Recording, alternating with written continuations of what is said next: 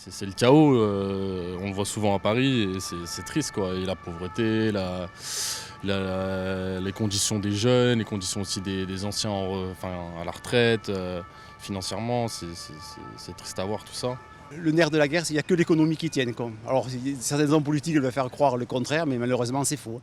Le souci économique et politique général, je pense que ça ne concerne pas que la France. Mais c'est vrai qu'en France, disons que la politique actuelle n'aide pas. On n'est pas en train d'aller vers le mieux. Parce qu'actuellement c'est ingouvernable. L'Assemblée nationale c'est un cocktail à trois. J'ai hâte de voir les élections municipales, les prochaines, pour voir si la gauche reste, si les Verts passent. Voilà, ça m'intéresse. Avancer du populisme, quoi. C'est faire. Moi, je pense que ça vient du Rassemblement national, quoi. Je crois que c'est un parti qui pourrit le débat et qui flatte au mauvais endroit. Donc, du coup, voilà. Mais il y a pire que ça. Il y a la situation en Palestine et le soutien du gouvernement français pour l'État d'Israël aussi. Ça nuit énormément à l'image de la France dans le monde.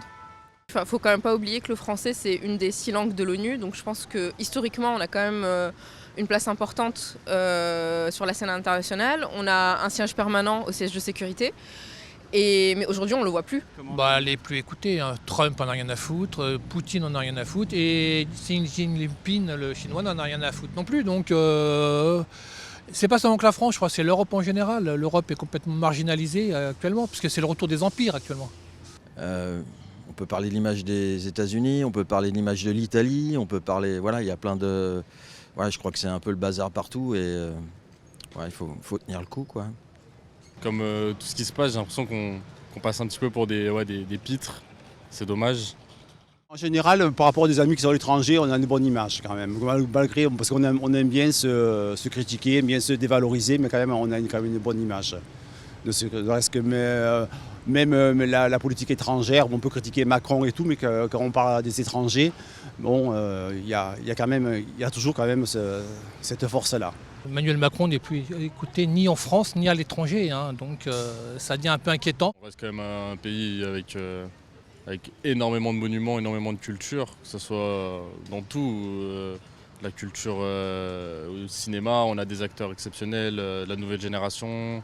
Je ne pense pas que la culture seule va pouvoir sauver l'image de la France à l'international. Ça peut être un moyen, mais ça ne sera pas le seul. Même si on a une ministre de la culture qui n'est pas intéressée par la culture, je pense que le vivier culturel français est très fort. De par lui-même, qu'il y ait des aides, tant mieux, mais s'il y en avait moins, il y aurait toujours de la culture. Je ne pense pas qu'on faiblisse. Voilà, la diplomatie, la culture et la gastronomie. Voilà.